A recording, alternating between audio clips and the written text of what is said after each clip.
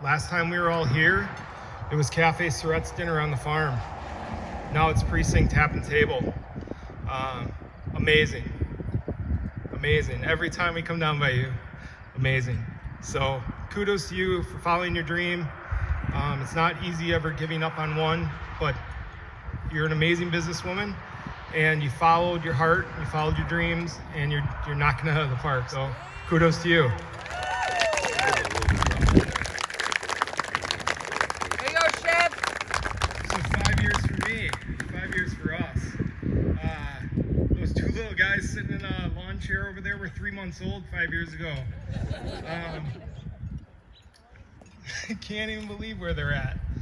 They started kindergarten this year, and yeah, they have no cares in the world. They don't even know I'm talking about them. So it's pretty amazing. But after that year, 2019, we had a fire.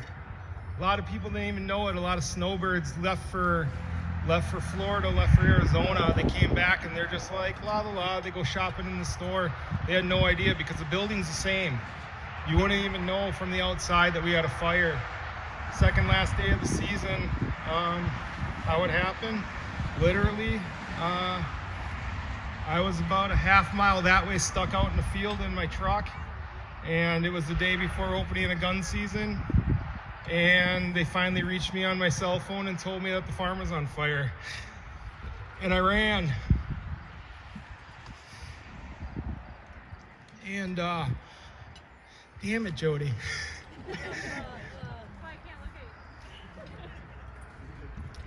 You know, it wasn't easy, and I tell everybody, like, it's not something I wish on my worst enemy. Like, you don't want to go through a fire. You know, the truth of the matter is, like, you hear sirens, you think something's going on the farm, you smell smoke, you want to know where the fire is. Like, it's just, there's stuff that you live with that will always be there. But the one thing I do tell people, maybe it's just the farmer mentality, is you don't rely on anybody else, you just do it. And we had the fire on November 19th, and with the grace of God and a lot of help from family and friends, by the first week of May, we were up and running. I mean, that building was built, the old one was gone, people didn't know, like, but it was us. Like, we bonded as a family, friends, extended family. I give my wife's Uncle Jim a lot of credit. Tonight, for the first time, like, the girls want to be open because they want to share what we do. Some of you guys don't visit our farm.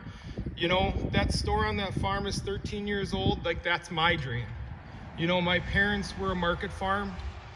If you're south, they were at the West Dallas Farmers Market for over 30 years.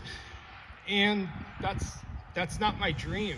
My dream is to be on this farm, to work every day, and to be able to sell my stuff and have you come to me. So we invite you to come in after this dinner. And if you want to shop, you can. If you guys want to leave, you go right ahead. It's a Sunday night. Go enjoy time with your family. So that's offered.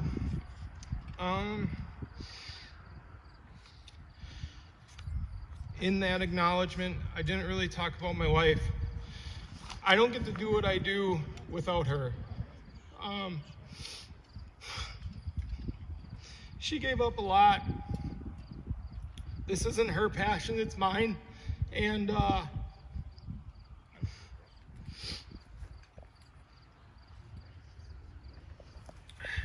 when the boys were born, I didn't see any other way. There just wasn't. When you have twins, your whole life changes, you know, like, and it wasn't even a thought, right? You're just going to have kids, like, great. And all of a sudden they tell you, hey, you're having two. Oh, that can happen. So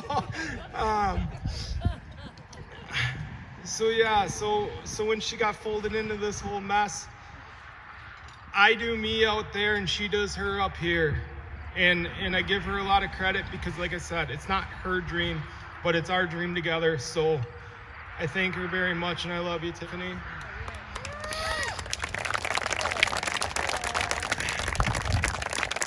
You know, this is kind of a side note. It's how my brain works, but a quick story, because Jody gave her acknowledgement, and I want to acknowledge Judy Steffes. There was a Music on Main, and I still remember this. Like I said, stupid things I hold on to, but it was a rain out, and Jody had that Music on Main, and there was one person that stuck around to help her clean up, and that person was Judy. You know, there was a lot of people that just walked by and didn't help her, but Judy lent a helping hand, and she offered to lend a helping hand to us this year, and just kind of wanted to dig into what we do on the farm. And so we created this partnership, and she's really gracious to farmers. You know, she doesn't ask for anything in return. You know, she pumps us up, and she helps us out where she can. So thank you, Judy. I appreciate it.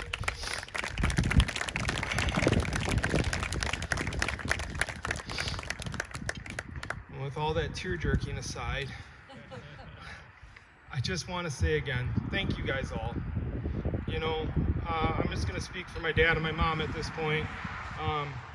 I would assume in 1992, 1993, when they bought this place, they wouldn't think that there would be 100 people sitting in their fields eating a dinner. And here you all are. It's a testament to them, and I'm running with my dad's dream, and now it's my dream. So I hope you know how much time and effort goes into this, but what I always say, without you guys, I'm just a master gardener. So without the support of the community, and that's what we are, we're a community farm. I grew up in Jackson, now I'm in West Bend, I'm entrenched in that community. You know, we support the local schools and their food programs. We have a community fund in our stand. If you're never able to pay for something, just walk into our store, put it on the counter and say, hey, I want to use the community fund. It's the least we can do. Like, we're so blessed at the end of the day that I can't imagine just being a selfish person and just taking everything for myself. So once again, I want to thank you guys all for coming, and we look forward to an annual event.